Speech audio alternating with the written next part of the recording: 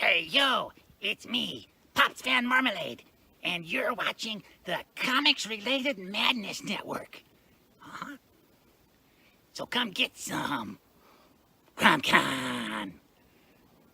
CromCon.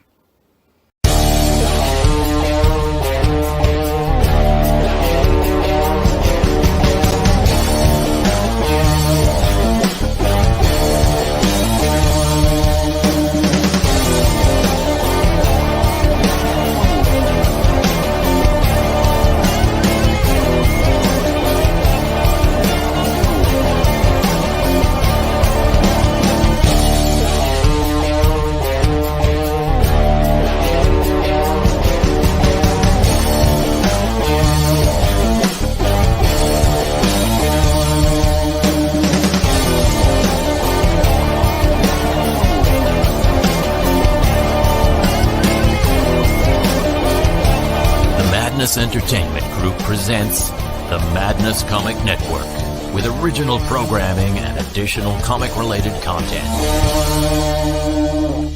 Hey, we want to shout out to our sponsors, Daytona Beach Comic Con. If you are a fan of comic books, if you're a fan of comic book conventions, and if you like meeting comic book creators and getting comics and comic-related stuff, then you need to make your plans to attend Daytona Beach Comic Con. This year's show is September 7th and 8th. Silverline will be there, so you should make your plans to be there too. We'll see you there.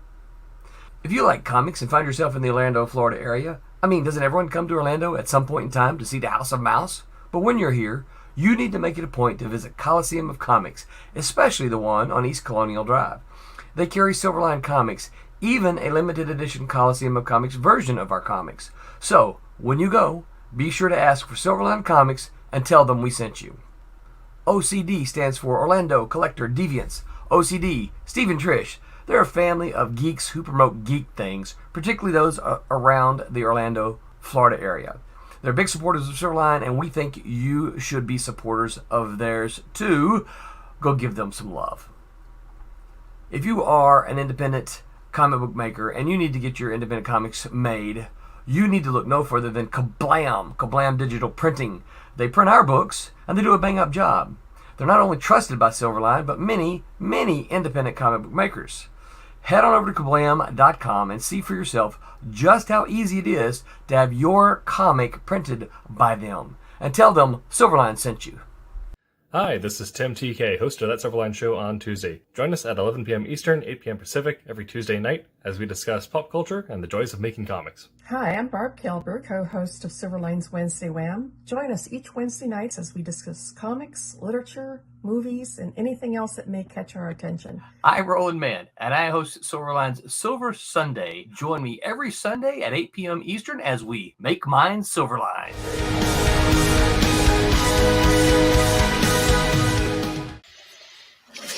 Well, ladies and gentlemen, people of all ages, welcome to the stream.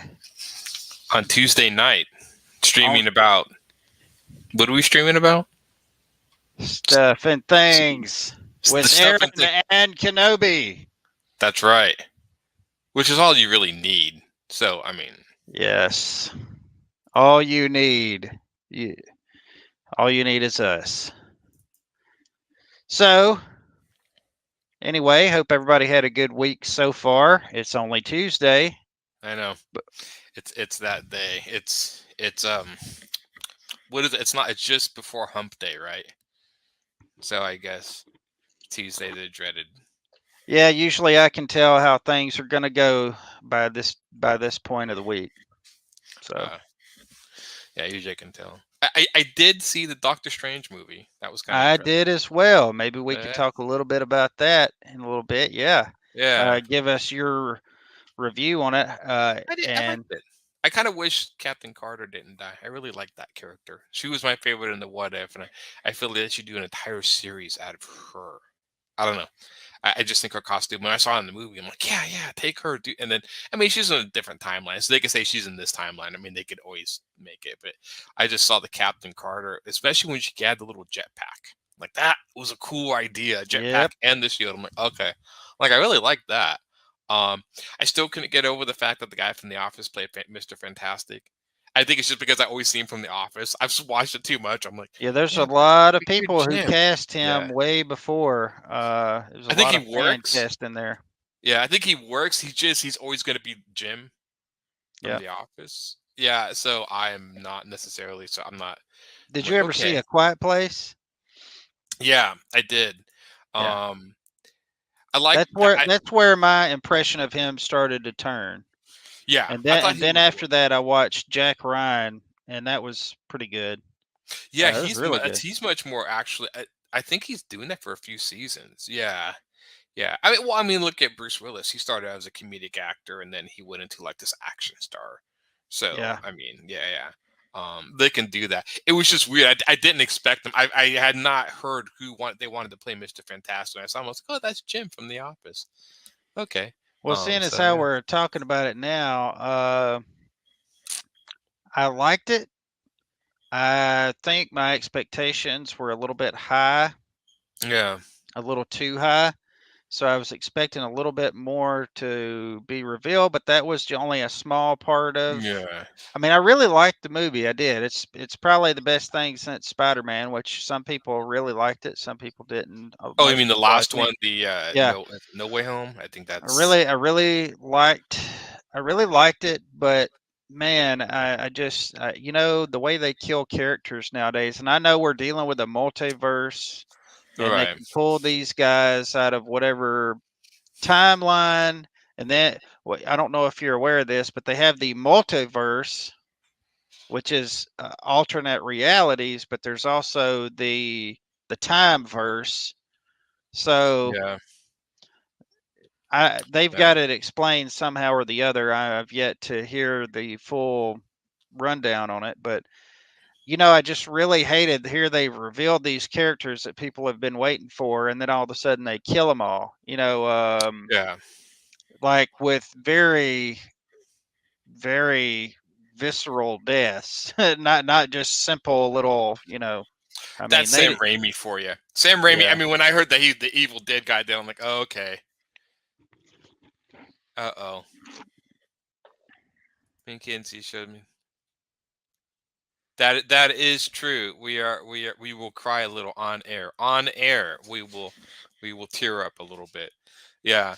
Some of the deaths were intense, and there was a bunch of Evil Dead. There was a few Evil Dead references. I really like the horror aspect of it, but I just I don't know those deaths like like and the like one with the way Agent or Captain Carter died was like, okay, yeah.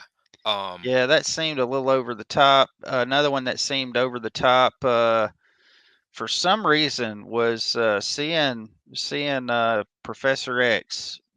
Black Bolt. That was pretty intense, but Yeah. you don't really have a connection to him as No. much. But Captain Picard, that was pretty. It was a little.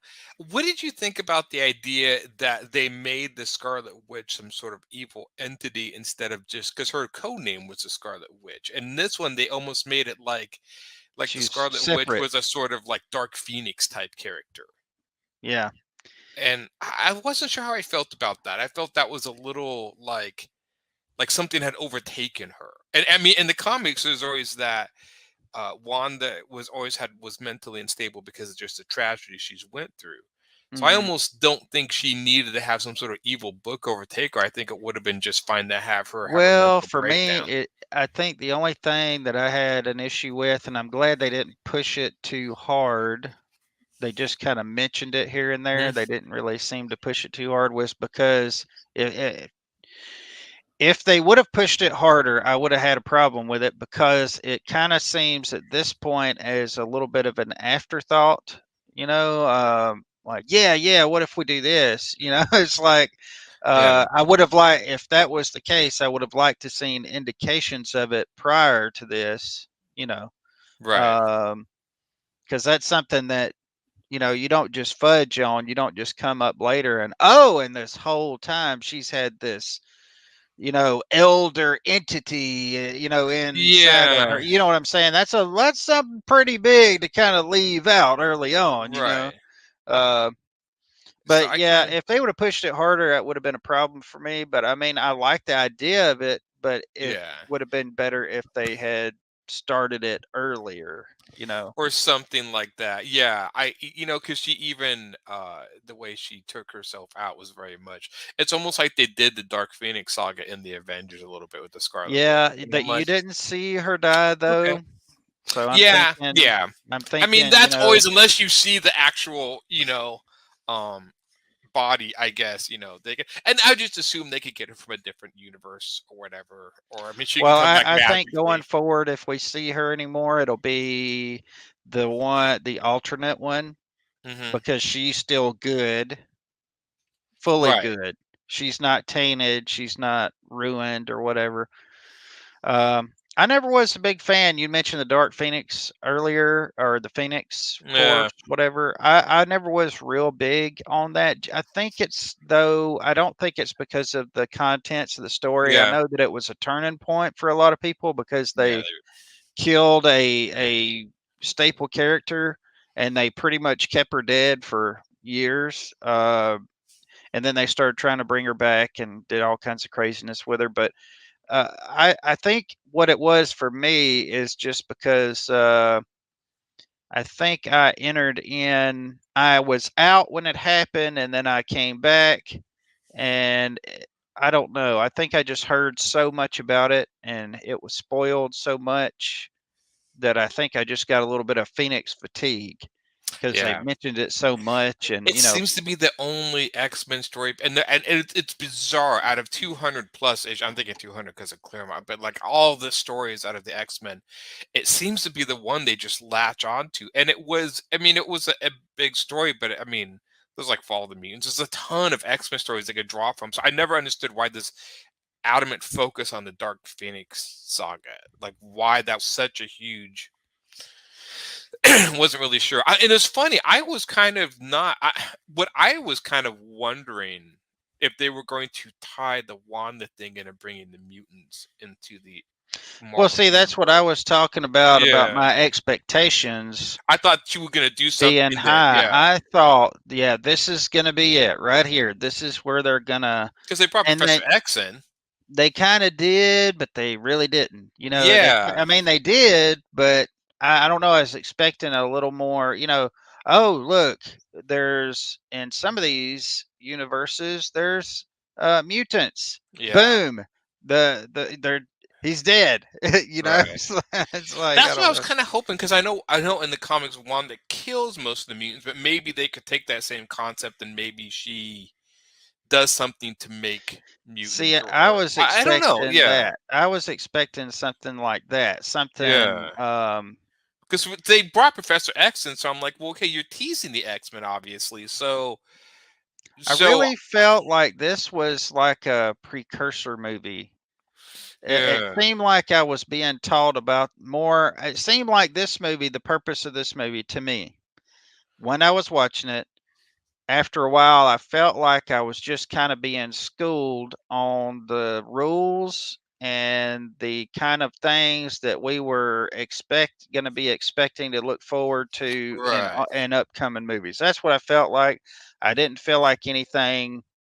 I mean, I don't want to say I don't feel like anything changed. A lot changed, but I'm saying it just felt more informational. And look, this is kind of just a tiny snapshot of what you can expect going forward. We got mutants, we got the Fantastic Four coming, we got all these things. They were just kind of like hinting at Yeah, um, and all these what if stories that you didn't think really meant much. Well, look, here's there's some validity to those, and those characters that you saw there, you'll see them again, and or could possibly see again. I want to yeah. see more of Agent Carter myself as I well. thought that I was liked awesome. it.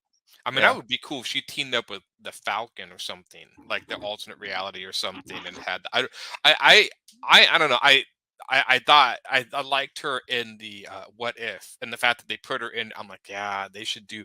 And I mean, like, yeah, so they after spoilers if you haven't seen it. Well, I'm Yeah, glad that they did something with her character because to me, the show, and I did start watching the show whenever, yeah. the Carter, what was her name? Agent Carter. I Agent think it's called Carter Agent show. Carter. Yeah.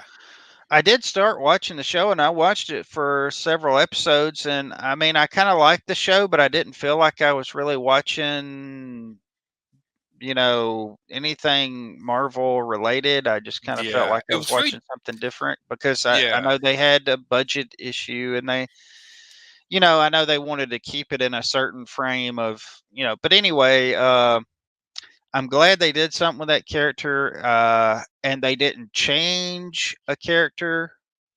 Yeah. I mean, you could make the argument that but I don't think so. Really, I think this is a new character. I feel like that's a new character. I don't feel like she replaced Captain America. I No, don't feel no. like And she's you an know, but alternate, a what but when if.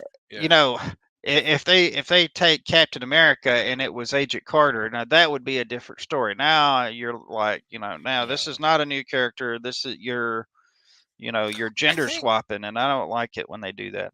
yeah. I think this movie, and this is some of the Marvel movies, always feel like more episodic episodes. So, like you said, a lot of times I'll see the movie and I come to the end, instead of feeling like satisfied that I had something resolved, I just feel like I'm still in the middle of the story. Like there's like maybe one or two things resolved, but there's a ton of stuff unresolved that needs to keep going. And I think sometimes it's unsatisfying to me when I come to the end of one.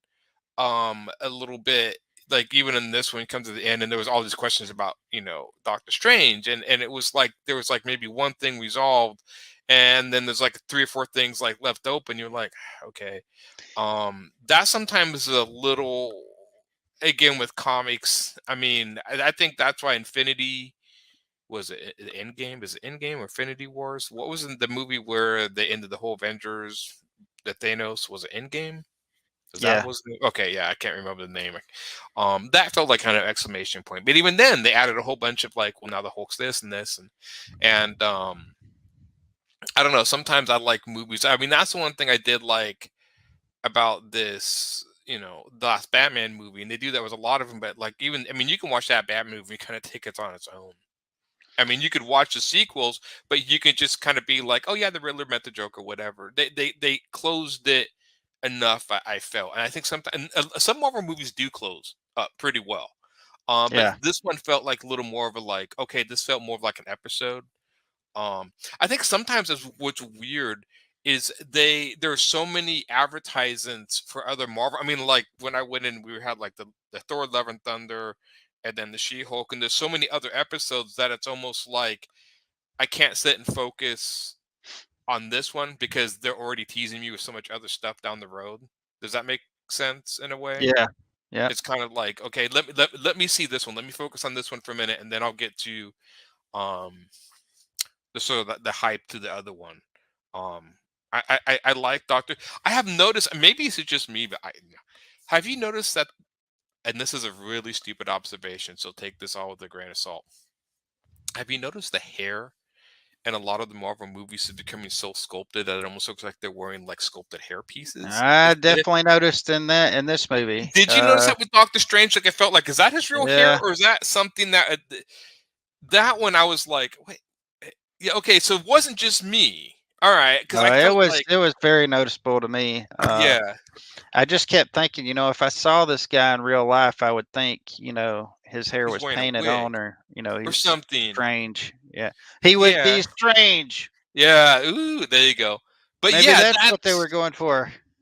yeah. It was really maybe it was. I'm trying to think of some other characters that they seem to have kind of, but I don't know. Yeah, it felt like very much like, I think it's the way they do the gray and the side of his hair. I mean, I know Hmm. he has gray, but it almost seems like it definitely looks like it is painted onto his hair. Yeah, and it's very solid, Yeah, like you very could almost just solid. take Like it off. it's got a very abrupt beginning, and Yeah, it is very deep color, and yeah, it's just not natural looking. But I yeah, mean, my take on the movie is it was a stellar movie, yeah, great effects, great story. Uh, and this is all my expectations aside. I just went into it thinking this was going to be more monumental than it was, because it was yeah, monumental. We got a lot of new stuff in this movie. a lot of stuff to break up and speculate on and think about. I think I went into it thinking, man, wouldn't it be cool if she said, instead of, like in the comics where she said no more mutants. And then that was just like this Yeah. huge deal in the comics for the rest of the year, Everything was House of it's M, all yeah. these stories, popping off of that, mutants losing their powers. I was thinking, what if she said no more multiverse and all of it? And this is where we get all of them coming together. Some people changing, some people, everything being one universe. And here we have, we got the X-Men coming, we got the Fantastic Four coming, and all these people don't know each other. And, it's like almost like we're starting over again, Yeah. but they didn't do that. And that's what I was expecting, something similar to that. But, I'm trying to rush things a little too much. What I came away from is that, like I said before, this was informational. Hey, here's the multiverse. Here's what you need to know about it. Here's the rules of it. And coming down the line, we've got these characters and these teams and these kinds of people. And we've got these incursions that you can look for that's going to shape some stories going down the line. Probably going to see the Illuminati again. That's what I got out of it. But it was a Yeah. solid movie, beginning to end. It was a good movie. It was a horror type, I really liked that, and I thought it should have been, because Doctor Strange has always been, Have horror you know, elements, and it seems to yeah. fit Raimi's directing style. I mean, look at all the creatures. What was the name of the octopus that he fought in the beginning? Because I know that's the main character, and I kept forgetting. I I don't keep thinking remember, it's like called but Shub I Nigroth, but I don't think that's it. I remember seeing about that it is that kind of, but they had some licensing issues with that, Okay. so they didn't actually say that that's who that was. And if it would have been who that was, he is actually much bigger and much like Doctor Strange wouldn't have been able to kill him just the way he Okay. did. Yeah. So it, Because I it remember him. was and it wasn't. So I'm gonna put uh Doctor Strange. Now I'm just curious. but they said that if they would have actually there was a licensing issue with that, and if they had have actually gotten him in the comics, he's a much more, put it like this, Dormammu, the guy you're talking about, Dormammu trained under him, the octopus. Okay. That's how big of a character we're talking about. Yeah, his name is This Shuma Gorath. Shumagorath, yeah, That's okay. Yeah. yeah, and so it was kind of a callback to him, but then again, not really him. Yeah. He would So not be something that Wanda could be controlling and sending after people. Put it that way. So, yeah. but That the way they mix this stuff around, we may not yeah. ever even see him. I mean, the fact that it was a throwback to him, or like Yeah. yeah. I would love it if one of the bosses or bad guys in this show was one of his, like Shumagarath or Dormammu or one of these elder god type things. That's what I'm kind of waiting for, because I know Mhm. he, like, more of him like fighting on the astral plane or in the magic universe. Even though you have the multiverse, I would love him to do like a straight up like defeating these huge magical monsters or gods. Like they still feel like they're kind of like, Doctor Strange is still kind of man of magic. I'm like, yeah, but a lot of, especially in the comics, a lot of his fights and stuff happen on outside of the realm of Earth. And so I Mhm. would love to see a movie where they just straight up do him fighting outside the realm of Earth, fighting all these other creatures or whatever. Because You that, notice you notice they had the Ultron yeah, bots, look Superior just Iron like, Man bots, and they even said, they were even saying Ultron. I thought that was cool, but no Iron Man. They yeah, purposefully did not, out of all those characters, they didn't show any Iron Man or And it So was funny because I was kind of like, I told my friend, I'm like, yeah, those Ultron bots is actually what Ultron looked like in the comics, not the hmm original one in the movie. Which I still think those are much more I menacing wish looking than the they'd one in put the out movie. some figures of those drones, man. Yeah, Because I because have an Ultron, and Ultron by itself, what is that? I mean, he's got to have his army of drones and stuff. But yeah, I always thought he looked much more menacing with the skull facing like in the movie than with the way they did him in the Avengers movie. He just hmm looked like this sort of Terminator robot, and I thought that was really cool. Uh, yeah, I think they should have really went more in with the the shield, skull. yeah, the shields on the sides and yeah, Yeah. I didn't like the fact like in the second Avengers. I was not happy how they did Ultron. I thought he was a little too quippy and goofy. When Ultron to me was just like the Avengers version of like the Terminator come back to continuously try to kill him. And he just keeps getting stronger and stronger. yeah. Uh I had questioned that as well. Because in the comics, he's more direct and more right. computer And kind just of, more like vicious, more just yeah, he's yeah, like more more malevolent. menacing. Yeah. Look, I'm here to destroy all organic Yeah. beings. Period. I think they Um, kind of missed the boat on that one. I mean, they could do another Ultron, but just the way they did. I mean, the thing was, I remember in the movie, all the Avengers were attacking Ultron, and it was supposed to be most of the Ultron I'm gonna stories I share my remember is the screen. Avengers are all attacking Ultron, and they're trying their best even to defeat the guy because he's so strong. And I would have loved to seen that, like the Ultron just defeating them right and left. Well, I know in Secret Wars, it took Galactus. I mean, he started trying to cause trouble immediately. Ultron, when the Beyonders set them all down there, Mhm. I mean, Ultron was like immediately going after everybody. Like, Yeah, oh, everybody else is looking around like, what are we doing here, and how do we get here? We just appeared, and oh, look, here's the bad guys over here, and here's all the good guys. And Ultron's like, okay, you're all gonna die. yeah, I'm gonna kill you all. And he starts causing trouble, and Galactus steps in and just whiffs him out because he's got of course, the yeah, power cosmic. He can do stuff like that. Uh yeah, he's pretty strong in the comics, Ultron. um yeah. but I had watched some videos about that, and about him being quippy and having a Hmm. personality and all that kind of stuff, and supposedly that what they were going for was that he was like Tony Stark, in some way, and that's why he Okay. actually would get angry in different scenes whenever somebody would say, something, about him being, you know, and he would even use terminology and stuff like he would, and that what they Mm, were going for was like, Tony Stark being like his father type thing, and okay. and he didn't I can like the see fact. that. Yeah, I didn't catch that when I watched it. I can kind of Yeah, I see didn't that. either, and I was wondering, Yeah, why they did him the way he did, and that makes sense. I mean, that makes a lot of yeah. sense. I always And I, liked them better. They've never gone down.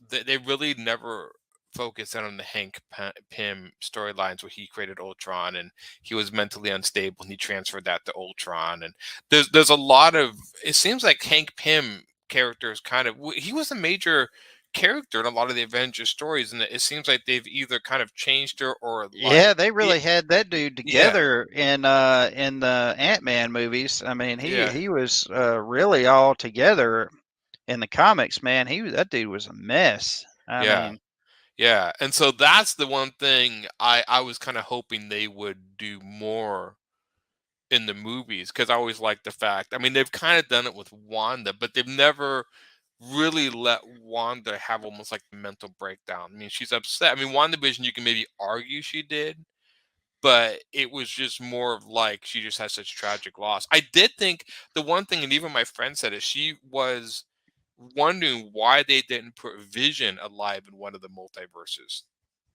yep. And I was wondering that too, and I wonder if that's just the actor did not want to do it, or maybe because I was wondering when she went to the universe with the good Wanda, I'm like, well, is she married to Vision, but they never said one way or the other, so I was like, okay. Um, And Yeah, it it's like seemed, she forgot all about him, huh? yeah, it seemed like you think she would, instead of trying to get her kids, that she'd be more into going to the old multiverses to find her to get Vision back. Yeah. But she never even mentioned him, which I thought was, okay. Even my friend noticed that. I was like, oh well, I don't know. Yeah, I didn't quite. Now, strangely enough, did the maybe I'm reading this wrong. Do you remember a creatures in the Marvels called like the Shire Wraths? They would have these tongues they would spit out and like basically like suck. They would like connect to your forehead and suck things out. They were like an enemy of Ron, but in some of the X-Men comics they would use him. There were these monsters.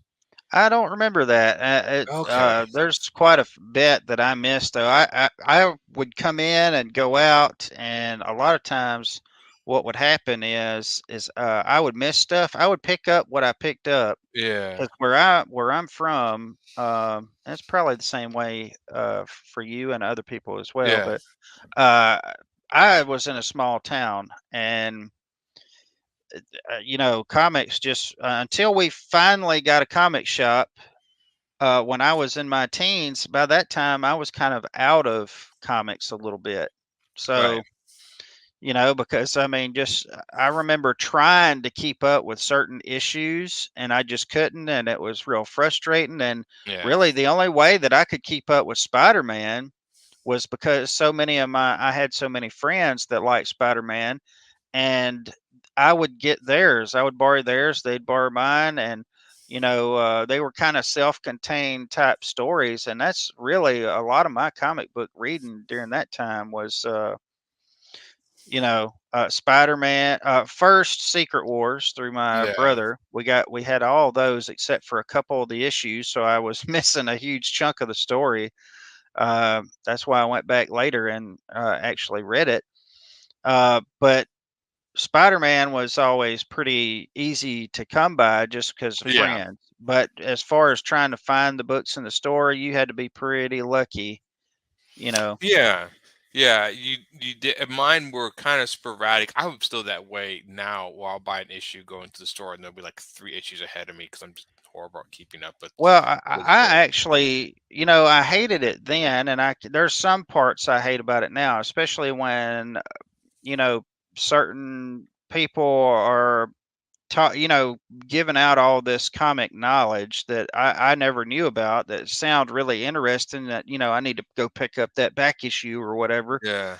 But at the same time, it kind of fueled my creativity because a lot of times, when you don't have the story, what do? You You fill in kind the of plot just holes. Yeah. you fill in the plot holes, you put two and two together, and that's how I would roll a lot of times. And I think that helped me a lot. As bad as it was, uh, as sad and depressing as it was, being raised on the streets of a Yeah. small town. Nah, I was not.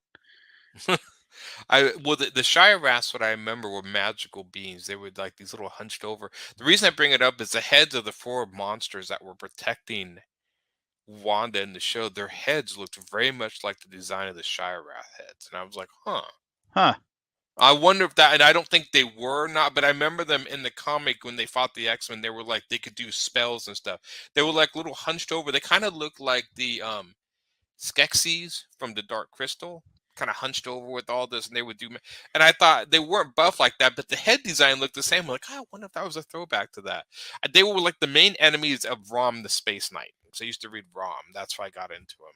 And yeah, I was just Now, kind of see, curious. I he's wonder if you another know. one that I know has got a real rich comic history. Yeah. I know there's a lot of rights issues with him, though, right? Yeah, Or IDW has the rights to him, I think now, and I read their comic and it was okay. I remember, it's Rom's been so long. I remember a little bit. I remember he had a girlfriend who was like a same sort of knight, but it was gold, and he was just kind of like this guy that would travel the interstellar pathways. And I think his main enemy were these dire wraths, if I'm not mistaken. I just remember as a kid, I really liked the design of him, and so I would collect and buy comics of him. I thought he just looked cool. Um, but every once in a while he'd show up. But I think Marvel lost the rights to him, and I thought Marvel created him, but I guess that was not the case. It was probably somebody else. that created Rom. But I know IDW did try to bring him back, and then it didn't take, or they did a little like 4 or 6 issue miniseries with him, and then I never saw anything else from IDW with Rom in it. Like I said, the series is okay. I guess I would be curious, and maybe they have put all the ROMs in an omnibus. I don't know what it would take to go back and collect them all. But I remember him he was almost kind of like a Silver Surfer type character, except he just kind of roamed the spaceways, defeating these creatures where he saw fit. And then sometimes he would come to Earth. I can't remember if he was actually a guy in a suit or if he was supposed to be a robot. I don't remember, and I don't know that. I'd have to research that. So, but yeah, I thought he was a cool kind of intergalactic character. Rom, the space kitten. Yeah. So I did see the Avatar trailer. That was pretty cool. Yeah. Excited for Avatar. I think he do a good job. I saw the Predator teaser trailer that came out. They called Prey. I have not seen that. That's actually pretty cool looking. If that sticks to what they're showing, I think that would be a really cool movie. It's coming straight to Hulu. I've heard rumors that they might do something else. I hope they don't. I hope they kind of just make it stick to realistic. The guy who directed did 10 Cloverfield Lane, which is really good. So I really like his movies. He did something else, and I can't remember. And so I'd be curious to see how that works. They've always hinted that Predator is hunted in time, and I'm happy they're finally taking advantage of that fact and showing like different periods of human history where this thing has come in and people have tried to defeat it, which I think is a cool concept. Well, I hope they do something really good with it, because I mean, now I don't want to get any hate for saying this, because I don't know. I don't know who these directors are or anything, but you know, it just seems to me that some of these properties, like those and Aliens, there for such a long time, it seems like they have gotten the B-list director actor treatment. Yeah. And you know, those are some really solid characters and really good, solid concepts. You know, I mean, you could do for a them lot to be with treated them. that way. You know, like, well, you know, we'll just do whatever because people will buy it. That mentality, you know, has really, you know, really soiled that franchise or those franchises, and it's really a shame. I hate to see it when that happens. Yeah, I think I feel that too. I feel a lot of them. I know Neil Blomkamp or Blomkamp, I can never say his name, was going to do an Aliens movie that looked fantastic, and then he's not doing it anymore. But he did release his concept art when he was doing it, and I think was actually going to bring Hicks and Newt back. And there's a lot of characters. There's a lot You of know, rich I history. remember this, and I was really excited about this, and Yeah, they even put out a game and everything, and and I then loved the game. I yeah. played the game. Man, I was really excited for this, and it just fell flat. They gave it to Ridley Scott, who went off in his own direction, and I didn't like the direction Ridley Scott went in with that. But there does seem like a lot of properties where Terminator even got some B-list movies where Yeah, see that one, that's another one that should have been so much better. Yeah. You know, all the iterations should have been so much better. It was a cool concept. It wasn't anything new. Yeah. It wasn't, but it was done well. You know, and I just, you know, I don't care what anybody says. To me, you know, James Cameron, he is just, man, he is boss. He's had, you know, some issues. You know, there's been some that just didn't work. You know, Waterworld. But that dude is solid, man. Usually, whatever he does is going to be pretty good. Well, he didn't do Waterworld. Who was it that did Waterworld? That was Kevin Costner, I think, took over that project. Let me see here. Now I know that Kevin Costner was the actor on it, but yeah, because it seems like something he would do. Kevin Reynolds was the director on that one, director of Waterworld, and then but I know Kevin Costner kind of took that over. Yeah, it seemed like something he would do. There was one called. Maybe I'm getting mixed up with what was it? Abyss. Abyss. He did. Was that James? Yeah, okay, that was James that Cameron. must be where. That one. Mm-hmm. Yeah, and I did, and then that one I liked, but I don't think that was a critical hit he wanted it to be. Not that I remember. Titanic and stuff, and I mean even Avatar. I mean the guy has like some of the Avatar, Titanic, some of the top selling movies of all time. Well, I tell you about that. He is very into oceanography Oh and yeah, deep sea. yeah, And like I watched a documentary that they were doing about his personal uh, work on the Titanic and yeah. just He all found the it, and stuff. Yeah, it's pretty crazy. He That's something he is really passionate about and really into. yeah. And I think that shows when you do something and you have a real passion for it. It really comes out in what you produce. I think so too. The one thing I do like, and I think Cameron's in a stage where the studios can't mess with his vision. And I think that's important. Listen, if any movie studios are listening, sometimes letting the director do his vision can work wonders. But no one's going to. I mean, when you see a James Cameron movie, that movie right now is all James Cameron. There's no studio cutting him off because he doesn't need him. He could Yeah, he'll distribute the walk. movies if he would. Yeah, he'll Yeah, walk. He doesn't need him. Lucas and Spielberg are almost the same way. I think there yeah. is power in that. I wish there was more directors who we could see more pure visions from, and not have studio interference. And it seems like they give the reins over sometime to people that just, I I have no mean, these idea. people are unproven and, yet they give them A-list treatment and they just really, muck things Botch 'em. up. Yeah, yeah. So I know I'm excited for the new Top Gun this weekend. I grew up with Top Gun. I know some people can dig. I know a lot of people. Oh yeah, Top Gun. I'm like, oh no, I'm excited for it. I like. Boy, I watched that movie over and over when I was growing up. Man, Yeah, love that movie.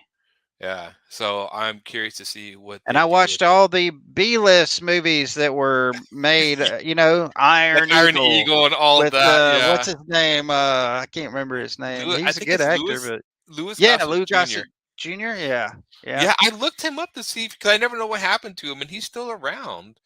You always wondered, like, for some odd reason, I could have sworn somebody connected to Iron Eagle had passed away, but I guess I misread that somewhere. Like one of the actors that were in that but I thought it was him, but no, Louis Gossett Jr. is alive and well, as far as I know. So Huh. that was my mistake. But I don't know where I heard that rumor. Pick up a rumor here and there, and next thing you know, you're like, oh wait, yeah. So, yeah. Um. He was Morgan Freeman before Morgan Freeman was Morgan Oh yeah. Freeman. Yeah, I was funny. I was rewatching that Enemy Mine movie um Yeah. the Some other he's night. Yeah, that was a great movie. It's Yeah. funny. I was watching it, and boy, a lot of the visual effects, especially his makeup, Yep. really still hold up, man. It Louis really Gossett does. Jr. It really Yeah, does. I have seen that movie not too far back, and I was really impressed that it checked out, still checked all the boxes. yeah, yeah. It was. I used to watch it. That was one of the movies like Poltergeist. I was constantly on those movie channels when I was a kid. Like HBO would show the same movie like every day for like. I think Enemy Mine was one, Poltergeist, and all these movies. But they would always be on. You always watch them. I got to memorize that movie after a while.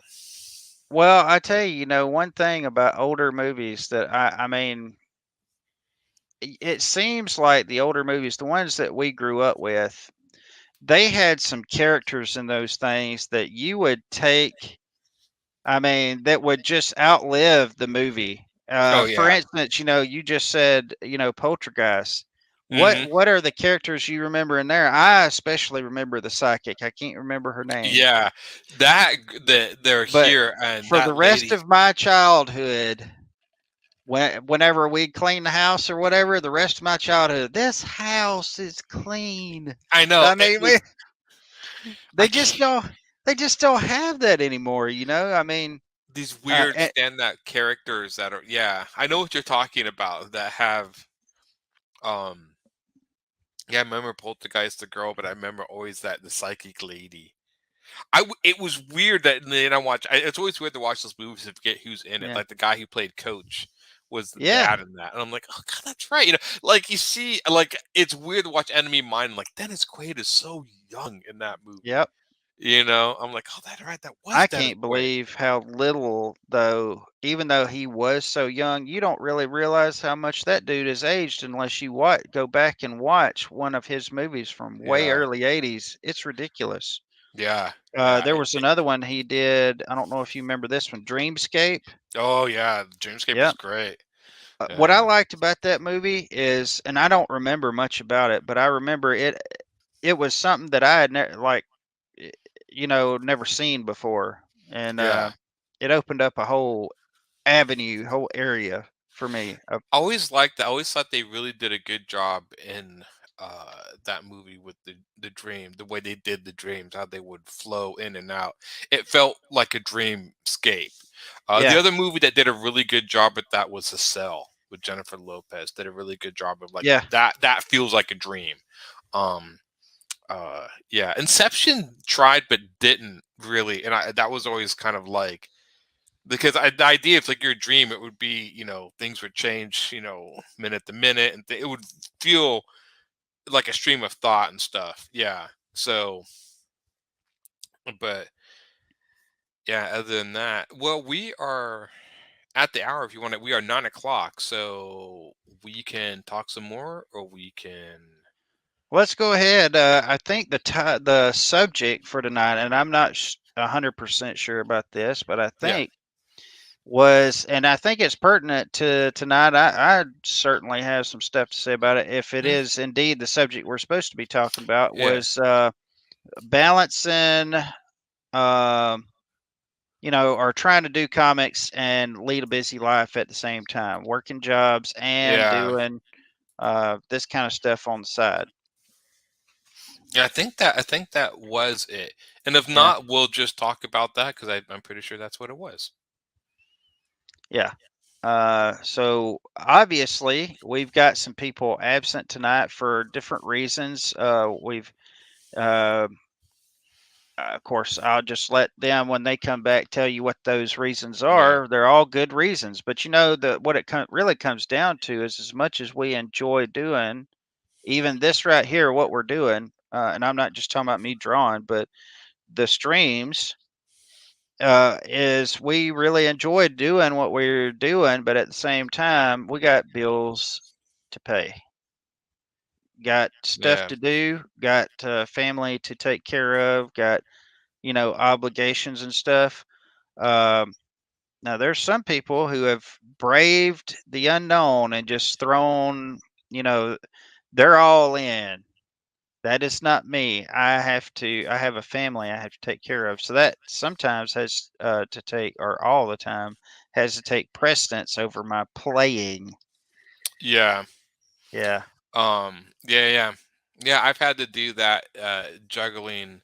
Now I'm juggling multiple projects at once. Um, and Yeah, you're all in, huh, Aaron?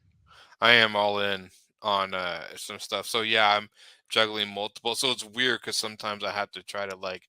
I feel like I'm trying to give each one enough focus and not just So you you know. would say that it's hard either way, right? It can get tough Yeah, either way, even right? this, if you have multiple stories going on in your head, you're like, okay, because you get excited about one, it's like, okay, but I have to focus on this one and this one and this one, Well, I and guess you if just, it was easy, more people would be doing it, and the others of us wouldn't be so scared to jump off uh, it's into it. definitely, yeah. I mean, sometimes I will say, especially when a lot of the projects are related to comics, it makes a little, like I said, I used to do motion graphics. Motion graphics works in comics are such different works mentally that it would, okay, that's fine. I could kind of separate it. But when they're all kind of comics or stories or whatever, you're like, okay, you know, I have to give, focus and give it my all to each one when I focus on it, when I set the time aside to work on it. Uh, Well, I know with me personally, you'll notice that I've been working on this piece for a couple weeks now, and that's yeah, because I have not. This is the first time I've been able to sit back down to it. I've been working late, and yeah. this is a pretty heavy piece here. This is a double splash page, But and I it's, think it'll be worth it in the end. yeah, I it mean, will when you be focus on worth it, but it's going to be plenty of work to do until it. it gets there. It's really coming out good though. But what I am doing in my spare time, every spare moment I get, I've got my little magic notebook that Oh I'm yeah. doing all the little designs in and stuff. You'll notice right up here, you got this guy, just a little simple thing, and then you come in here and you see where he shows up there. and Yeah. just different ones. And a lot of this though is appearing as I'm drawing. So some of this stuff is Sometimes.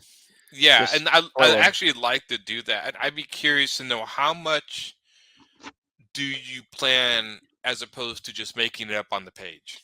I am planning quite a bit, Okay. but I'm leaving. I'd say I plan about 60% on here, but the thing to keep in mind, and I have to keep in mind with this right here, this very page Hmm. that I'm working on, one of the reasons why it is taking long and I'm taking the time to do so much of that in that notebook is because this going forward, this is setting the tone. Like, what do these guys look like? How are they dressed? You know, what is glowing, what is not, what is dark, what is bright. You know what I'm Yeah. saying? What is their, how do they move? How do they fight? So there's a lot of things that I'll be establishing in these first few pages, and that's really important because whatever I do, I'm kind of making rules and locking myself into for Right. pages that are coming. Especially if those characters show up again or whatever. I've done it a few times where I've made up characters on the fly and then, oh, wait, I need that character back again. I have to go back and Yeah, um some of these characters like these are soldiers and they'll change, but like this guy right here, this guy will be yeah, all throughout it. So, you know what? Whatever design he gets right here is that's what what you're he's gonna sticking with. have. Yeah. That horse, couple of these guys, really what I'm making on this page, even though I'm making so many of them, I'll just is I am making a template for the rest of the comic for the so I have to be mindful that I don't do anything, that I do something that, moves along the story, helps the story. There's just a lot of guys back here, you can see. Yeah. So I'm pretty much using this page to make a template for all of the guys going forward. So Yeah. yeah. Yep. So it's you have to, you have to really, I know with me, I have to kind of have my notebook. It keeps me interested. It keeps me going. It helps me not to get fatigued. Um, and it's doodles. I think everybody, especially if you're an artist, you should doodle. It's a good little exercise. It's good mental. It seems Good for like you mentally. these knock the barbarian pictures I've been doing is kind of my way to doodle. I have the barbarian guide design, but everything I use just make up on the page as I go along, and those pictures are kind of just about doodling, general idea, but then just doodling in. Especially since I don't, I mean, it's a one image. They're not gonna be reoccurring characters and anything, so I can just kind of. It was kind of fun. You can get more detailed or less detailed as you see fit, and I do notice that when I draw one-off pieces, I can do more experimentation, knowing I won't have to make any justifications or reasons for that. It's just like a one-off piece, if that makes sense. Yeah. So, Yep. so I could do super detailed helmets or whatever, and just throw that in there and let that sit because I'm not going to revisit that again. At least I don't plan to, unless somewhere down the line, But yeah, I tend to notice that when I do comic book work, I spend more time focusing to make sure everything is correct and flowing, referencing the back. And sometimes it doesn't take the fun out of it, but it makes it a little more. I have to pay attention to more details. And I notice when I've been doing these one-off pieces with Knock the Barbarian, and when I do other just crazy random drawings, I could just kind of sit there and doodle, like you said, and it's more relaxing to me.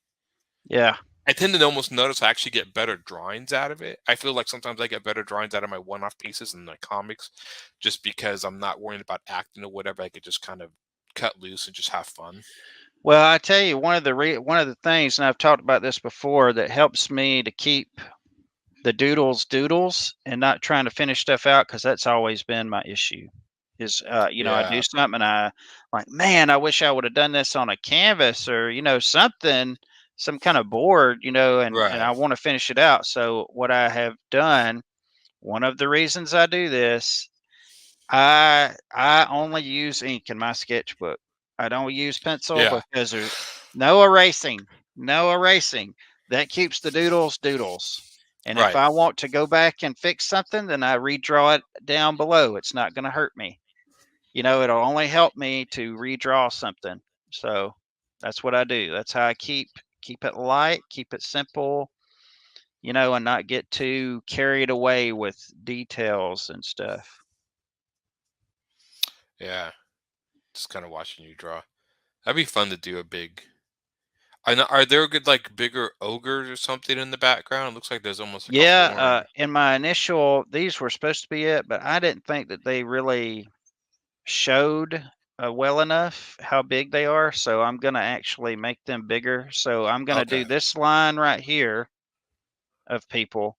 And then Yeah, I I'm see going what. to like set them way back, almost like over, towering Uh, uh, shadows. And of course, as I go back, my lines are getting thinner and my details are getting less. So I don't know how much you'll actually be able to see of them yet. Because, if you really want the scale to be seen, you really can't do a lot of detail. You have to, the value thing, yeah. the value rule, Yeah. which I So break all the time. it's funny. The way you're drawing your. I've been playing a lot of like Gears of War series, video game series, where the guys are all just like huge brutes in the game. Your characters come off a lot like that, which I think is kind of cool. I check that out. Yeah, everybody in that game is just like ripped beyond belief. They're just like these. I'm just like, just that they're all on steroids. I guess I don't know. I think it's just supposed to be kind of that look, making them look Hmm. rugged or whatever. Like even the enemies you fight are supposed to be like these. I think their first enemy is called the Locusts, and like these underground creatures that come up, but they're like soldiers with guns. So they're like monster soldiers with guns. They got some cool designs in that game. But Yeah, that's kind of like what I always thought was funny about zombie bears. Like, as if a bear wasn't bad enough. yeah. Now, so this is still the first issue, right? Yes. Yeah. I know we what just kids started. Just started production and everything on it. Sounds so big and professional, doesn't it? doesn't it? Well, yeah. I think it's professional. I mean, Yeah. Yeah. Just we're at a time of year in my work. It all Get gets back to busy. the subject where it is very.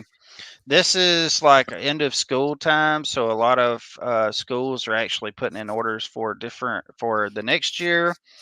Also, sports is having playoffs, and there's tournaments and all kinds of stuff like that. We're going through that whole rigmarole, and so my work is really just busting loose right now. And so that's why I've one of the reasons why last week I was hoping to get in late, but I wasn't even able to do that because I was getting off, 9 o'clock. I wasn't even able to, Well, you do made up for it, anything.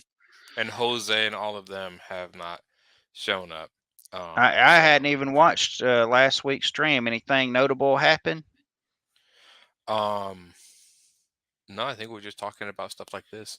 Trying to think. I know Tim, I think Mackenzie and Jose. Jose's had some personal issues going on. And I know Mackenzie has had personal issues too. They should be back hopefully next week. They'll be back. I don't remember. It looks like Infrafan says crazy good ink's going on. You're gonna make Quinn's head swell, Infrafan. You will. And just like when I used to shoot pool all the time, as soon as people start saying stuff like that, I'm done. I'm done. I'll never make another shot. I had a friend, and we had a friend we played video games with. That I still think he was kind of hustling us in some ways. He was the guy like we play Street Fighter, like it was 4 of us and we play Street Fighter, and then he would be like, "I never played Street Fighter," and then he start whipping all our butts, and I'm like, "Wait a minute, I had a like friend what? like that. Are you hustling us?" And yeah, so I don't know. And I had the friend that was the know-it-all. You know, after he beat you, Uh, he would tell you what you were doing wrong. It's like, man, shut up. Just shut I know, up, okay? let me just play my game. Yeah. Yeah. Yeah. I've had a few people like that sit down and explain to me in detail what I did wrong. I'm like, thank you. It's a Yeah. game. I mean, if I were going to take the time to do that, I would be like, well, first of all, your first mistake, you sat down with me to play. I know.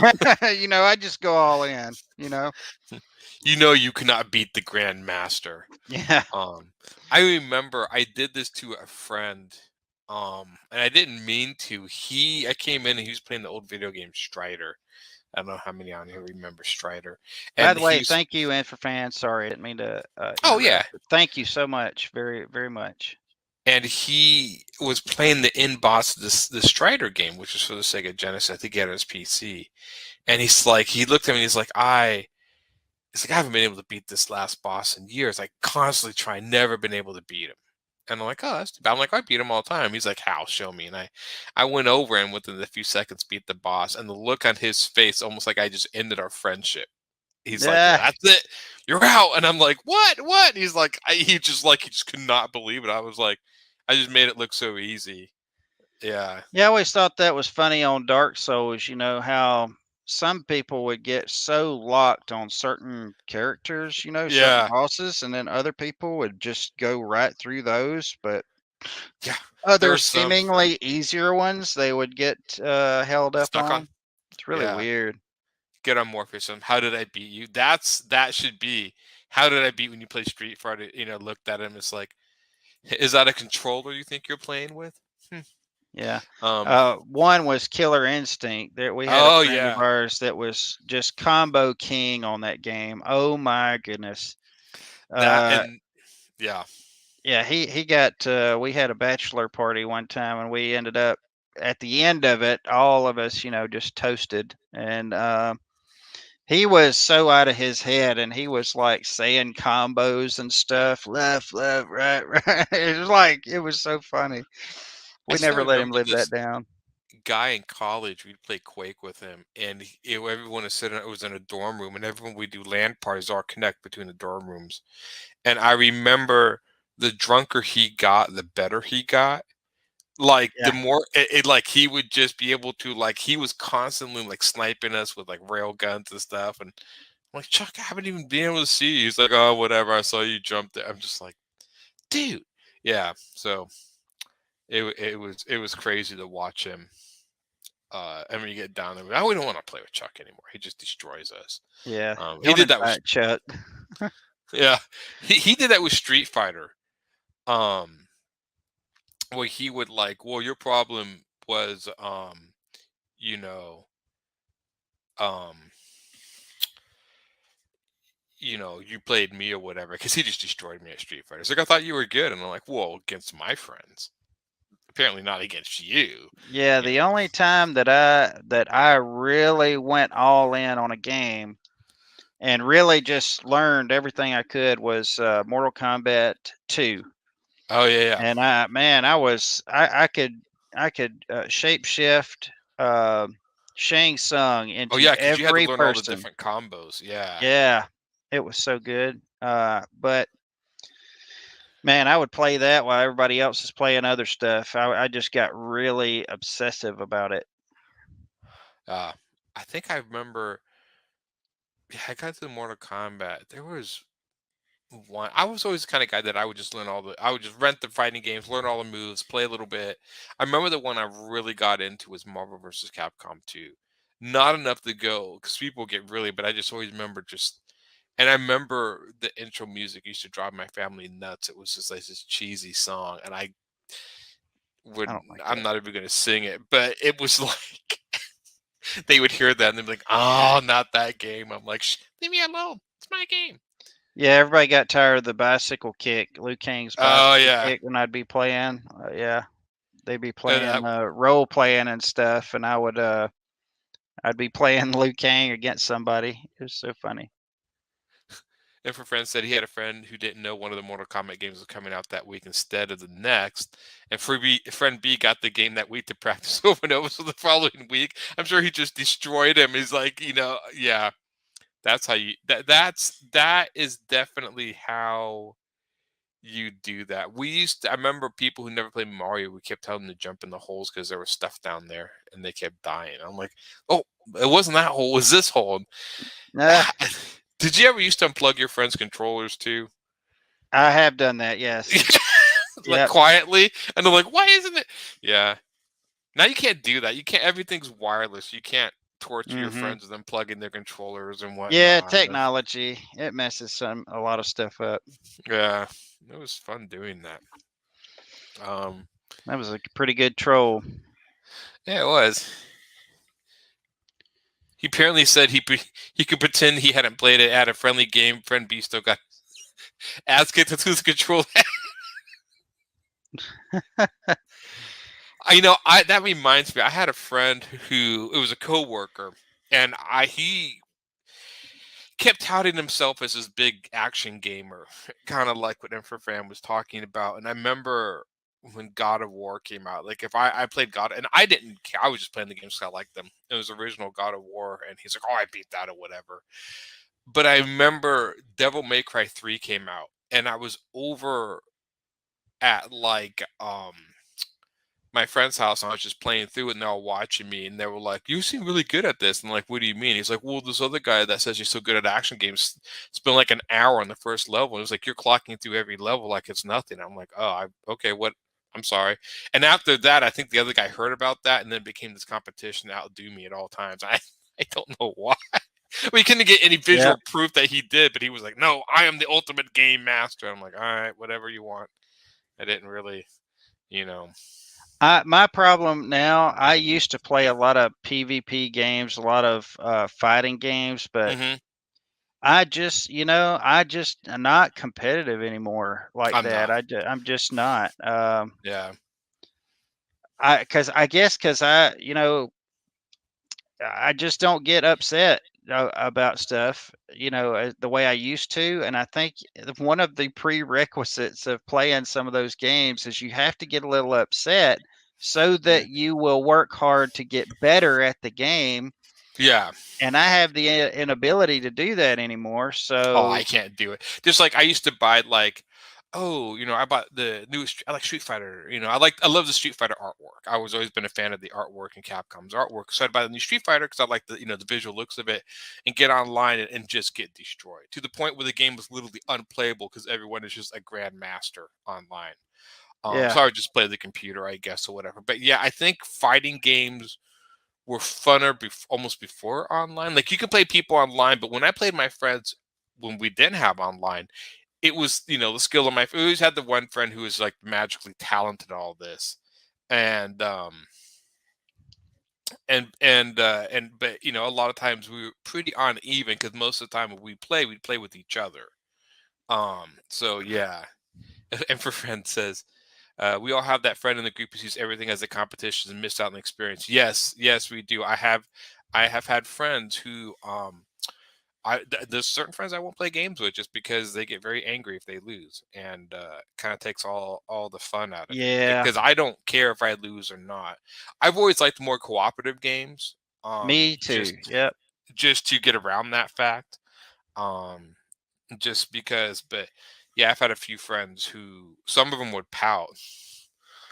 Yeah. Yeah, online players all seem to be tournament level. Yeah, they do, and for fan. Yeah, that's the thing. I'm like, and I don't have the time right now to get to that level where I'm competing. I just don't. And so I wish I did, but I just don't anymore. Not that I mean, I don't know if any of you guys ever watch this. I think it's Eva tournament. Every year they have like this like fighting game tournament. I think it's called Eva, but maybe it's called Eve. I think it's called Eva. Yeah. Yeah. And watching those guys do stuff on those games, I didn't know you could do that. I mean, they're doing stuff like I didn't know that was possible in that video game. And I'll just sit around and watch all those guys and just be memorized. I'm like, why do I need to learn any of this stuff when I could just watch them play? Yeah. Yep. So, I mean, especially when I watched like Smash Brothers, which to me I never thought would be competitive at all. But watching those guys play Smash Brothers, I'm like, wow, okay, there's Hmm. tricks I didn't know this could do. Well, Smash Brothers was kind of ruined for me because it took me so long to get a Nintendo, Yeah, and by the time I had gotten it, I had watched it being played so many times that I just, by the time I finally did get an opportunity, I just really didn't. I'd seen every trick, and yeah. and even though I hadn't done those tricks, I didn't really care to, you know, really go into it. I do the same thing in Mortal Kombat. Instead of buying Mortal Kombat games, I just when they come out, I just go online and watch all the fatalities and stuff I want to see, and then that's it. I Yeah. really should play them, but I'm just like, no, I saw everything I wanted to see. Yeah, some games are like that. When I miss out on them, like I was really impatient for Fallout 4, Hmm. and that was going to be a game that was just going to rule my life. And I missed it because we had gotten busy at Yeah, work, and I just could never find the time to. And another thing too was we had two new babies, and so it just took a lot of energy just to survive during that right. time. So I just never could pick it up. And then when I did get an opportunity to, I just really didn't care because I'd seen all the. I mean, by that time they were putting out mods and stuff, Yeah, and I I am mean, this. really good ones. And hey, this is better now that this mod's on here, and you can't get this with the vanilla game. So this, I don't know, just Talk. a lot of stuff. Oh, I'm procrastinating. I procrastinate at playing certain. I don't know why. Like I got Neo, the second Neo, and I waited almost like maybe a year and a half, maybe I don't know, maybe close to 2 years to play that. It just had other games to play, and it was for play. I bought it for PlayStation 4. When I finally got around to playing it, PlayStation 5 had come out, and that was all upgraded, and now I could play on PlayStation 5 in an even better state. So that was the first time procrastination worked in my favor. Most of the Yeah. time it does not. Yep. Well, I mean, I did. There have been games that I followed, and I got them day one, and they were junk Yeah, because they. I remember I was waiting for Battlefield 4, and they put it out. And when they did, I mean, it was they ended up train getting wreck. lawsuits over that game.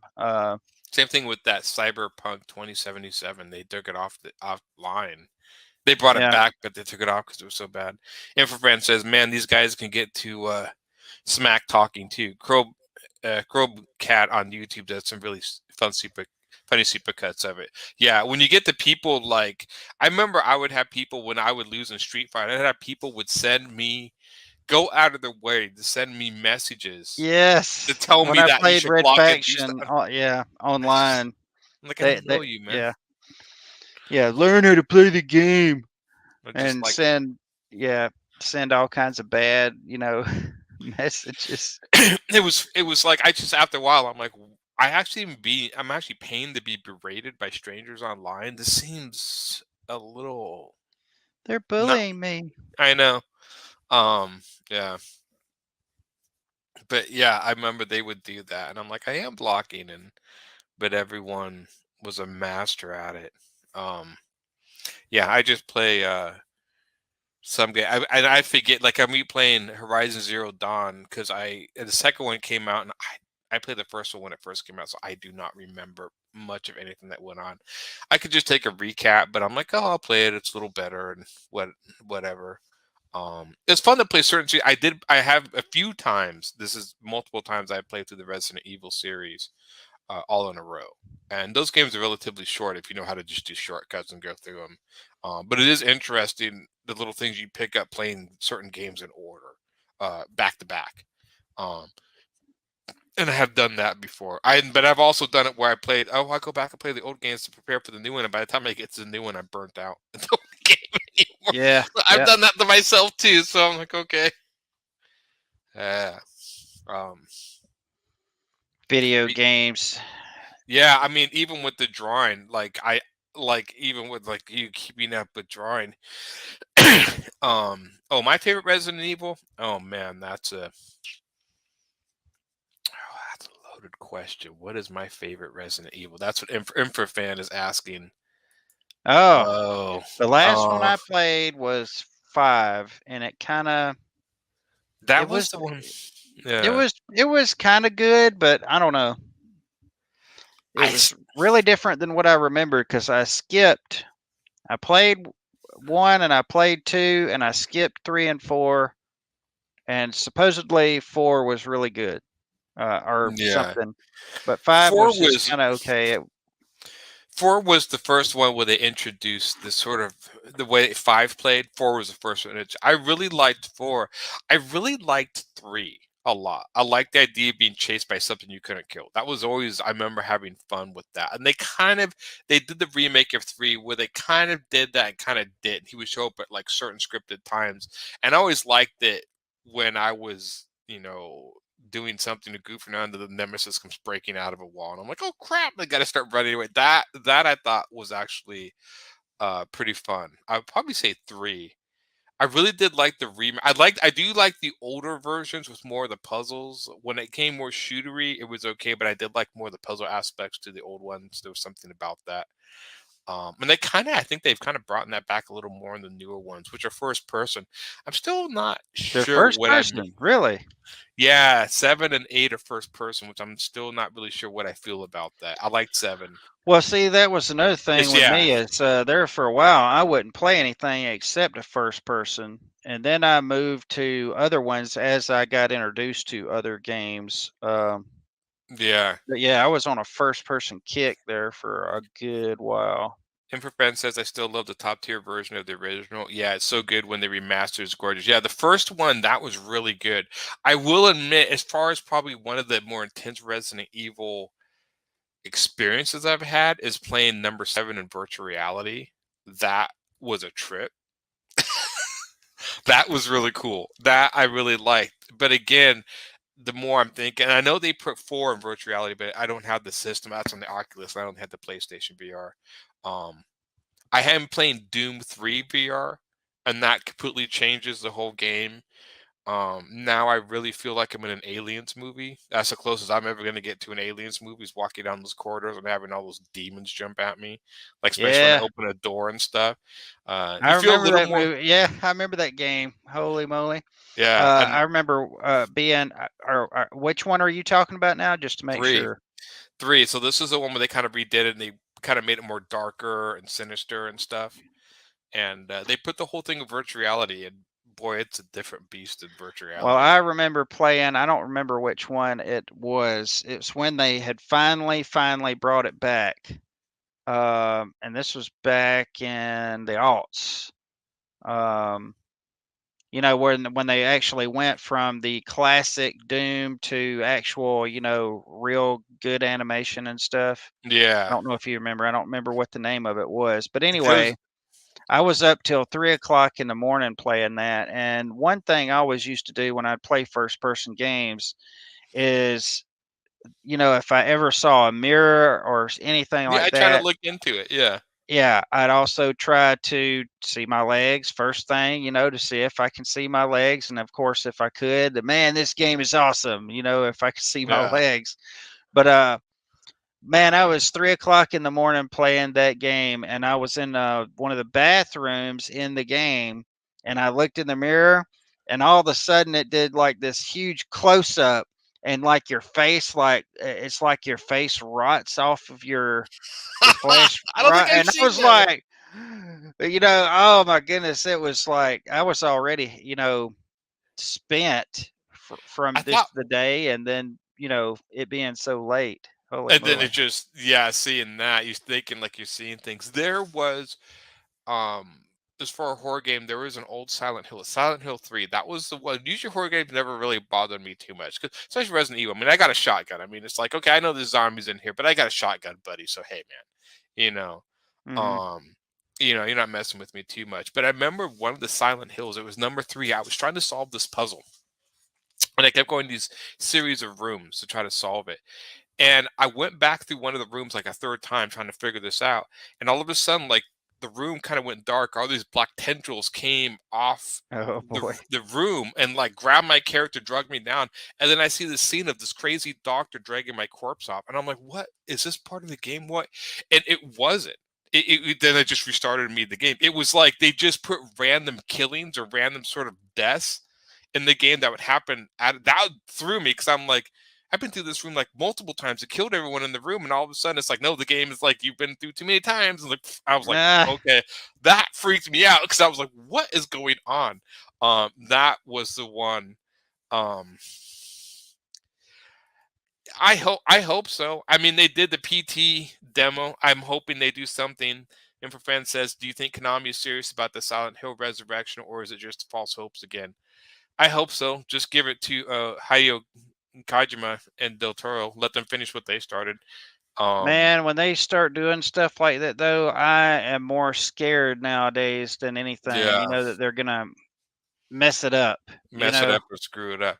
Did you ever play any of the games that would mess with you? There was a game called Eternal Darkness, I think it was called. And in the game, your character could go nuts. But what the I game seem did to was remember this game that you're it talking messed about. with you. Like all of a sudden, it looked like there was a fly on your TV screen, and it wasn't. It was like in the. Or yeah, it would I flick remember your this TV game. off and on, like it would Mhm. turn your TV. So it started messing with you, which I thought was like just absolutely ingenious. Metal Gear Solid does this a lot, but I always think it's funny. That was the Metal Gear when you fought Psycho Mantis, and nothing would hurt him, and they eventually figured out if you take the controller out of port 1 and put it in port 2, he can't read your controls, so he can't read your mind, which is just ingenious. And ever since then, I'm like, oh, but you can't do that now because of the wireless. But back then, he would play that. Same thing there was a code that he had this codec where you would do the radio, and there was a code you had to like put in to get on this certain frequency, and they were like, well, like where like where was this code at? And it's like on the back of the box. And I'm like, what box? Thinking it's in game, but what it was, the code was actually on the back of the game box you bought the game in. You had to look in the back of the box, and then there's the code in this little window. Wow. And I was like, oh, that's hilarious. That's great. So, and for instance, I love when games break the fourth wall like that. I would love to do a video essay on that. Yeah, I would love. Those are my favorite, and Hideo Kojima does it the most. But there's been a few that have done that.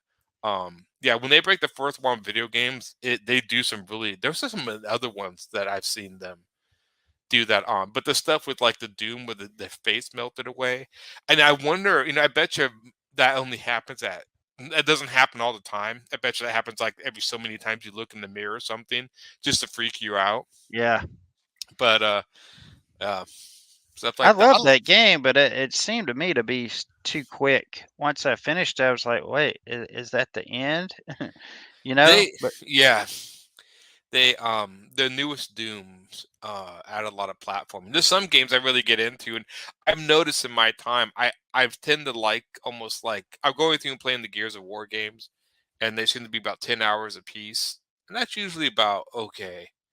Some games I think a little too long anymore, but it depends. I mean, open world games are like they always get me.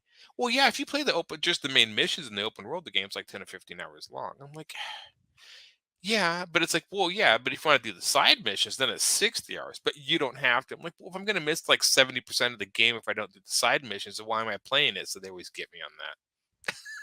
Yeah.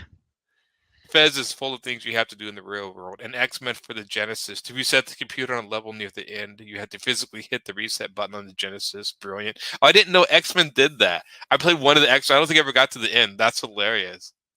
Yeah, I remember Fez. Fez was an independent game.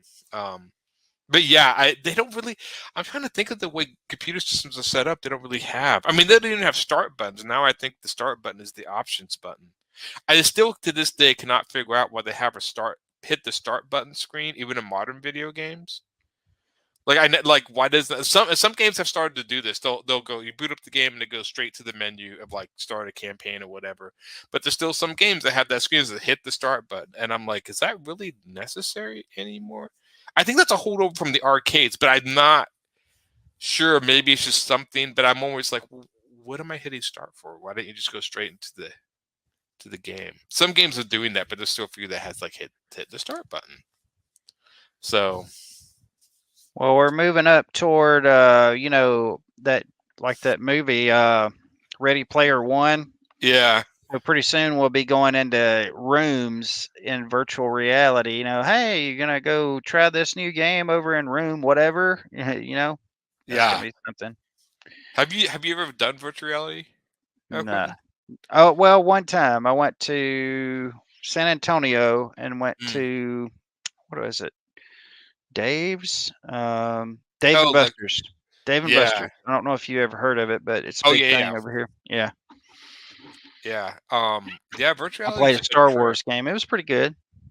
Yeah. It definitely virtual reality has its limitations. It has its advantages. They're still trying to figure out certain things because, like, they're trying to figure out storytelling. Because, like in a regular video game, like even in comics, you can direct your eyesight to like you're showing what you want to show in your comic panel. But Yeah, sometimes it's hard to tell a story in VR when somebody could just sit around and look around the room the whole time and like something's happening in front of you, but unless you know, you could totally miss it by looking around. Which I thought was interesting. I never thought of that. Like if somebody could take your comic and they're focusing on the page of all this army, but if they could just like kind of look around the other comic, the other side of the hills or the mountains or whatever, yeah. they would Like if it totally was miss open that world, scene. you'd be like, Yeah, "Oh, there's this huge army coming," and then you uh, just take off. take off and Yeah, go do whatever you want to yeah. do. Go do Yeah, something else. I'll wait. I'll wait and come back after this is over. yeah. Or you could just bypass the army altogether. Well, I'll just skip that and go do something else. There's no reason to. Yeah. Yeah, it's interesting how games used to be. It changes game design a little bit. I still think comic design. I know somebody did was doing children's books in VR, and I don't think somebody has done comic books in VR. But I'd be curious to see how that would work if they did. They were trying all sorts of. I know the drawing programs I did in VR were a trip because you really weren't able to do like I don't think you would be able to draw what you're drawing in there. If it did, it would take a long while. But it was Like weird it is that now. yeah. But you would draw stuff in the air. Like say you would draw this in VR and then you can like walk around it. Like 360 around it or walk through it. Yeah, It's a trip and I'm like, I've oh wow. actually, Yeah. yeah, I've seen people do that before. That's pretty crazy stuff, man. Yeah. So but yeah, I remember architects would do stuff that I thought was pretty cool where they would actually put a 3D model of the house or a building and they could actually walk around it and see it. And I'm like, that's really Yep. cool idea. Yeah. So, Just you know, imagine all the things we're gonna see. I And think comic books will evolve. Cap in 3D. It's I want to see Rob Liefeld's Cap in 3D. Haha, that would be interesting. There was another. Have you ever seen them try to take his cat picture and turn it into like a real person? Then that looks distorted. I will give Liefeld props for as much crap as that guy's taken. He just kind of takes it in stride and keeps on doing what he wants to do. I think that's why I think I respect Rob Liefeld more than anyone because he out of all the artists, he's taken a lot of crap. yeah, But he just keeps doing it because he just likes it. So I give him. But yeah, the Captain America, the infamous one, and stuff. though, I think people, and when you approach Liefeld and some others, Yeah, I think sometimes people say are a little too critical about stuff, but then yeah, again, there's value in that as well because if it wasn't for all these review channels and stuff that are too critical, then we probably wouldn't get as good of products either. So I yeah. have to say. I But have to another admit, thing is him being so famous, there's yeah. plenty of artists that they've made flubs, but nobody's talking about them. Oh yeah, yeah. There You was know, nobody for instance, cares. yeah, he's great. He created Deadpool. He's fine. Oh yeah, I like Rob Liefeld. I just think it's funny. He just kind of takes all in stride. I remember there was a drawing Scott Campbell did of a mermaid, and it just looked like literally the way she was posed. Her back was broken in half. Hmm. It was just the pose, and you could see it. And people's like, "Well, I don't think it works that way," but he didn't care. And I think you get to the point where you draw so many drawings. If one doesn't work out, you're just like, "Okay, whatever. On to the next one." And you're not gonna fuss over it. You're just gonna go Yeah, to the next one. yeah. In shop class, when I was a kid, we used to sit around, look at Todd McFarlane stuff and Jim Lee, and we were picking up Wizard magazine, and we were going through and seeing who got the best artist this time around. Of course, it was always between Jim Lee Yeah. and Todd McFarlane, but we would always come up with, did you see that issue, of X Force that Rob Liefeld did? Man, it's so screwed up, you Yeah. know. But I felt bad a lot later about that because, uh, dude, he really, I mean, he made it pretty early. Yeah. But I'm not defending him at all or anything. I mean, Yeah. you know, He's an yeah, he definitely were. It's fun that I think Rob Liefeld's interpretation of Tom McFarlane's impersonations of him just are hilarious. I could yeah, listen to that stuff all day. I've never yep. seen a guy do a better impersonation of somebody than Tom. That is just hilarious, and every time he does, I just crack up. Um, but yeah. I mean, he never, and the funny thing is, you could say, well, could he change to get better? I'm like, I don't think there's any reason to. People seem to enjoy his stuff still. It's very stylized. He did one we turned Snake Eyes from G.I. Joe and put him in a red costume, and I was like, oh, that's actually pretty cool. I actually kind of like that. Never thought of, him I doing that. think his strength, honestly, to me, his strength was his concept, Yeah, his concept abilities. I mean, what yeah, he lacked in, drawing, he definitely made up for in his concept for characters. He could make characters because I've seen some characters before that just, I don't know, it that just nothing really jives, with the yeah, characters. But he always, he would color just with his colors, with the design of the character, yeah, and some people, talk about the big shoulder pads. I mean, he really brought that, made it famous, yeah. and it worked. It really worked. I mean, he had just an eye for design, or does have. I shouldn't talk about him like he's, like Oh he's yeah. passed on or something, but that's something that until later years I didn't really appreciate about his work, is that his design capability was just off the chart. I always thought his story writing was well done. He was very good at writing these sort of fast, hard hitting action stories. I always thought he would have been a really good movie director of action movies. There was something about his that just felt like he got the ball rolling and got it going. Uh, if your friend's still trying to break in the comics, now I got no room to criticize him. So hard to get anything right. Yeah, it is hard to It get is, anything right. Yeah, yeah. And and wait, everybody has room for criticizing. definitely, yep. Yeah, but it's fun to see those guys. I think Image was one of the, ones where I think some of the Image guys didn't. I mean, so many of the older artists were so big on getting anatomy right, certain things correct, and I think Oh Image yeah, was the group of artists that tried to make things just look cool. And I do think there was a strength to that. I think you can combine those two, but I do think there is a strength to that sort of like, well, yeah, but it just looks cool. And so I think that, you know, I mean, because a lot of manga and other artists overseas will do different type of art. So I think it freed up. I think there was a lot of artists who were very into like, was it accurate well, enough? I think, sometimes people get too preoccupied with certain things like anatomy, Hmm. and they leave the coolness out for the realism. And the thing is, you can't do realism, and to me, it just doesn't work well. There's been a Yeah, few exceptions to the rule. I enjoy seeing, like, Greg Land and some of these others. yeah. They have figured out like a good happy medium there. But for the most part, to me, real stuff just doesn't look right to me in This is why comics. Alex Ross was sometimes a hit or miss for me. Just Yeah, because it looked so real, where I'm like, but some of his stuff was cool. I mean, he did his compositions, but there's some stuff where I'm like, yeah, it's real, but you kind of have to, yeah, but this looks like some 30s show where yeah, some guys dressed up, and that does not yeah, look cool to me. I mean, and like you got, like, again, we go back to Todd McFarlane and all them.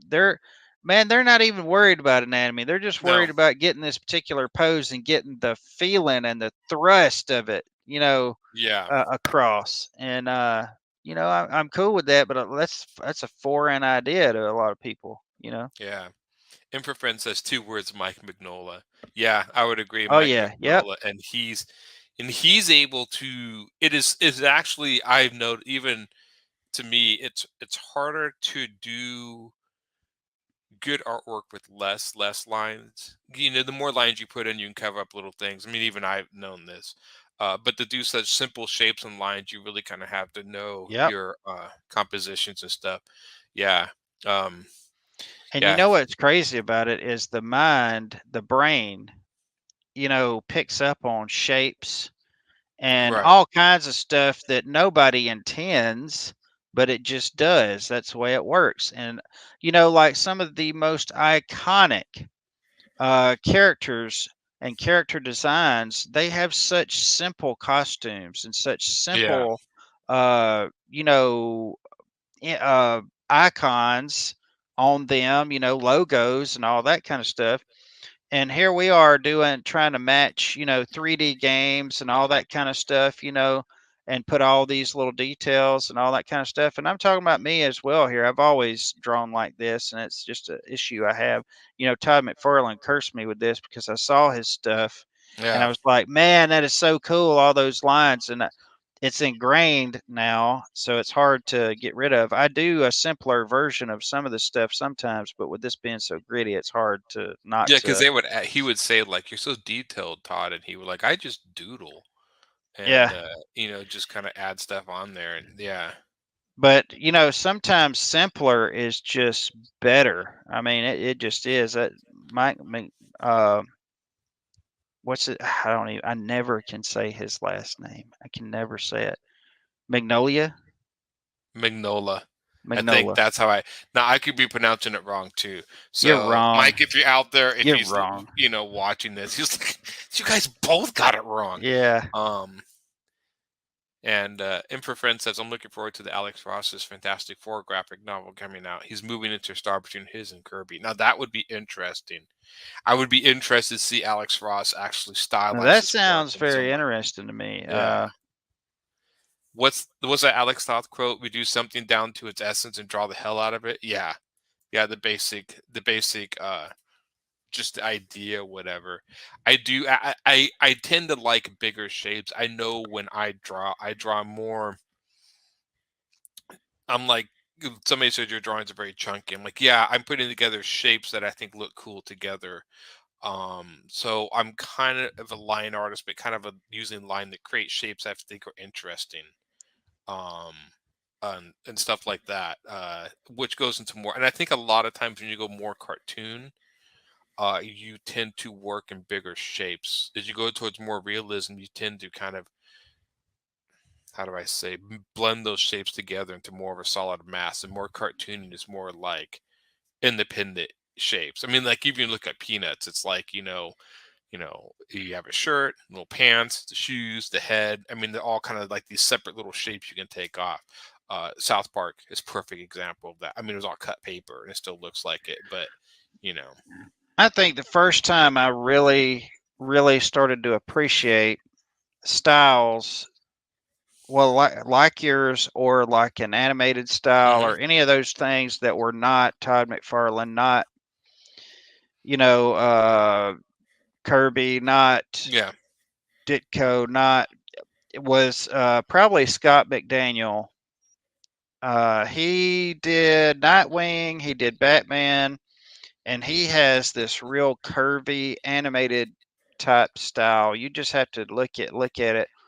He is the first time that I really started appreciating because I started noticing that I could actually see the action that he was making the characters do a lot more because he was kind of bowing arms a little and oh yeah, and he was, yeah, it wasn't anatomically correct, but at the same time, you could feel that arm making that hook, yeah, uh, and I never really experienced that before. I never really gave it time, never gave it time to experience it. So There is another comic artist that I know that does that a lot. He did Luther Strode, and what was it? He's done a lot of stuff, but he will actually just bend uh stuff like anatomically. What is he? The artist. Amazon. I think his name is Trad Moore was an illustrator, and his stuff is almost like curvature and very unique.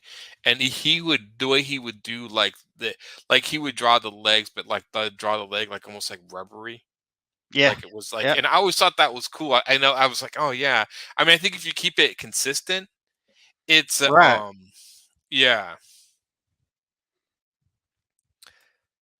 Yeah, for instance, I feel like I'm close to your style, my style. It's like a blend of everything. I'm glad people have the taste for style variety these days, or else I wouldn't even try to be honest. Yeah, I think that is too. I think there's all sorts of style, and I think people are pushing comics into more of like styles that are not, like I said, taking a little bit of realism, and maybe bending things here, they're bending stuff. I do think back in the past there were certain comic styles, especially for superheroes, that were like this is the style, and anything beyond that style is not working. And am glad that nowadays that you do see people like uh is it Scotty Young? Is he the one that does the cartoon stuff?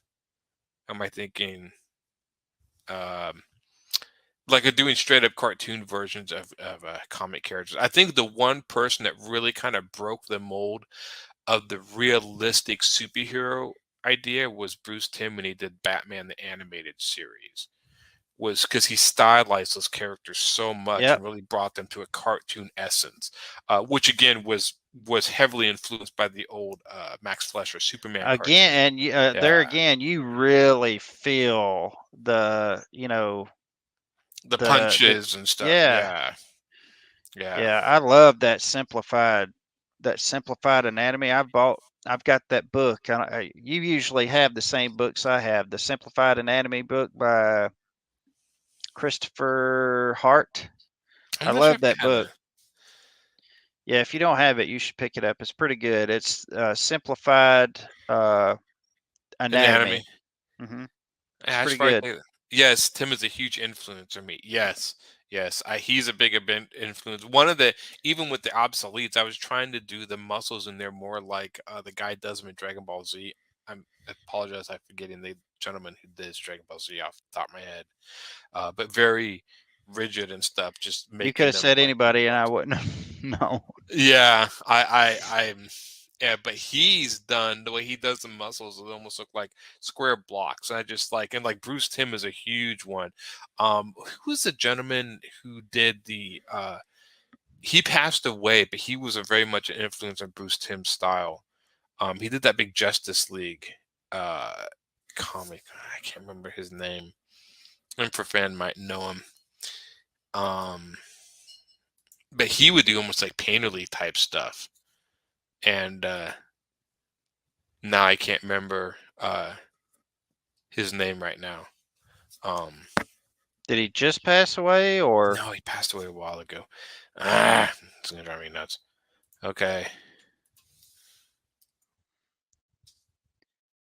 and we need to be ending up here pretty soon Yeah. because it is time.